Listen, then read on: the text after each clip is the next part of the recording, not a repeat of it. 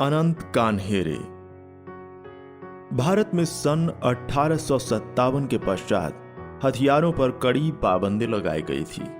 बाबा राव सावरकर जी ने बैरिस्टर राणा के द्वारा पेरिस से जर्मनी में बने हुए ब्राउनिंग पिस्तौल मंगवाए। संदूकों में जाली तल बिठाकर तथा बड़े आकार की पुस्तकों को तराशकर वे भारत में जगह जगह पर क्रांतिकारी गुटों तक पहुंचाए गए। इसी तरह 20 ब्राउनिंग पिस्तौल चतुर्भुज अमीन के हाथों मुंबई में भेजे गए। वहां से वे नासिक और अन्य स्थानों पर रवाना हुए, परंतु लोभी अमीन ने उनमें से एक पिस्तौल अपने ही पास छिपा कर रखी।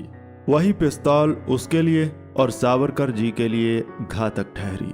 सावरकर बंधुओं की गतिविधियों से नासिक जिले में युवकों के मस्तक ठनकने लगे हैं और सारे जिले में राजद्रोह का वायुमंडल तैयार हुआ है। इसलिए वहां के राजद्रोह को जड़मूल से उखाड़ने हेतु पंडित जैक्सन नामक ICS अधिकारी को नासिक का कलेक्टर नियुक्त कर सरकार ने वहां भेजा। वह संस्कृत का अभ्यासक और मराठी का बड़ा जानकार था। मराठी नाटकों में तो उसे विशेष रुचि थी।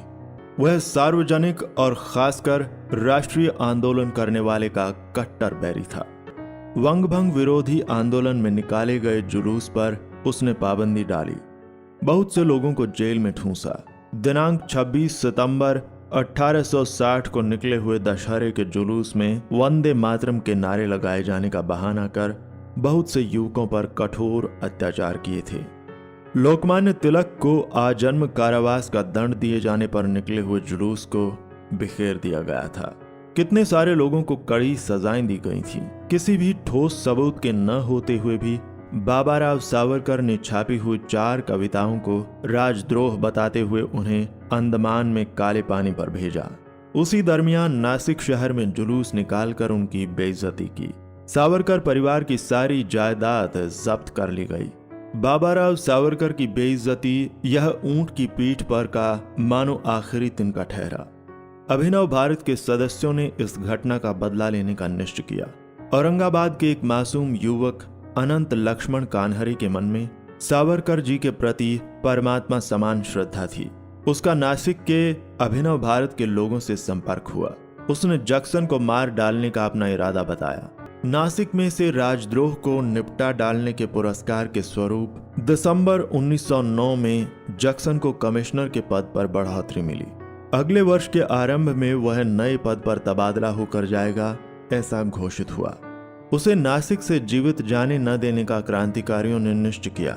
नासिक के प्रतिष्ठित लोगों ने किर्लोस्कर नाटक मंडली के सहयोग से जैक्सन को एक समारोह में सम्मानित करने का आयोजन किया। इस समारोह के बहाने कंपनी शारदा नाटक का प्रयोग करने वाली थी।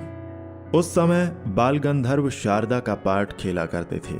उस समारोह में ही जैक्सन को समाप्त करने का क्रांतिकारियों ने निश्चय किया। विनायक राव देशपांडे स्वयं और औरंगाबाद जाकर कान्हेरे को नासिक ले आए। देशपांडे ने उन्हें पूरे भरे हुए 2 ब्राउनिंग ऑटोमेटिक पिस्तौल दिए। ये पिस्तौल सावरकर जी ने चतुर्भुज अमीन के हाथों भेजे हुए पिस्तौलों में से ही थे और उसी कारण सावरकर जी को नासिक षड्यंत्र में फंसाया गया। उसी के साथ उन्होंने कान्हेरे को जालिम जहर की एक पुड़िया और खून का बदला खून, जुर्म का प्रतिकार इस शीर्षक का एक आत्मनिवेदन पर पर्चा दिया। कान्हेरे की छोटी उम्र देख वे जैक्सन वध की उचित कारण मीमांसा न कर पाएंगे, इसलिए काम पूरा होते ही वे उस पुड़िया में से जहर खाकर आत्महत्या करें, ऐसा उन्हें सूचित किया गया था। दिनांक 21 दिसंबर 1909 की रात कान्हेरे विजयांत थिएटर जाने निकले। उन्होंने एक पिस्तौल धोती की चुन्नरों में खोसकर धोती काश ली। दूसरा क्रोम प्लेट किया हुआ सफेद पिस्तौल कोट की बाईं जेब में रखा। थिएटर में उन्होंने दरवाजे के निकट ओटले पर बिल्कुल सही स्थान ग्रहण किया। जैक्सन को कार्यक्रम में पहुंचते देर हुई। नाटक के पहले अंक में से दूसरे दृश्य का एक गीत गाया जा रहा था। तब उसका आगमन हुआ। उसके साथ जॉली नामक अन्य एक यूरोपियन ICS अधिकारी और कुछ यूरोपियन महिलाएं थीं। मंच पर खेले जा रहे नाटक पर नजर रखकर साथ आई महिलाओं के साथ बातें करते वह ओटले के पास से सीढ़ियां उतरने लगते ही कान्हेरे ओटले पर से नीचे उतरे।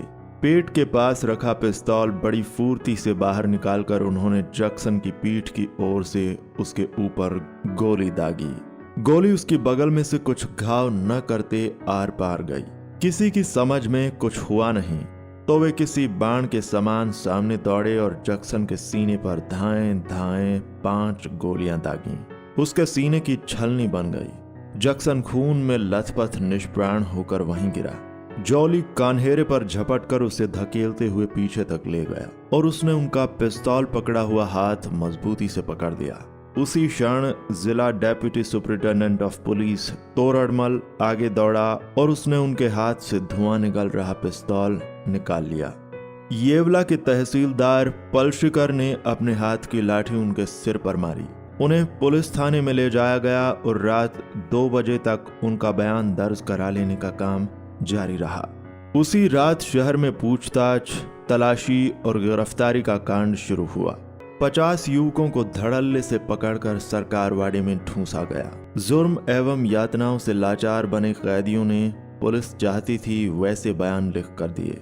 इन तलाशियों और गिरफ्तारी के दौरान ही बोरीबंदर स्टेशन पर सूट बूट पहने परंतु संदिग्ध रीति से घूमने वाले चतुर्भुज अमीन को मुंबई की पुलिस ने टोका। उसकी तलाशी लेते ही उसके पास का ब्राउनिंग पिस्तौल पुलिस के हाथ आया। उसे तुरंत गिरफ्तार किया गया। पुलिसी रौब दिखाए जाते ही उसने लगातार सब कुछ कबूल लिया और सावरकर जी का नाम भी बता दिया। आगे नासिक षड्यंत्र अभियोग में वह मुखबिर बना। सावरकर जी को अंडमान भेजने के लिए इस अभियोग में से उसकी गवाही ही सबसे महत्वपूर्ण साबित हुई। दिनांक 6 जनवरी 1910 को सरकारवाड़ी के न्यायालय में मजिस्ट्रेट मॉन्टगामरी के समक्ष मामले की सुनवाई आरंभ हुई। प्राथमिक सुनवाई और बयान दर्ज करा लेने का काम शुरू कर दिनांक 1 फरवरी 1910 को उसने मुकदमा सेशन कमिट किया। जैक्सन हत्या के मुकदमे की सुनवाई सन 1908 के नए कानून के तहत मुंबई में हाई कोर्ट में करना सरकार ने तय किया।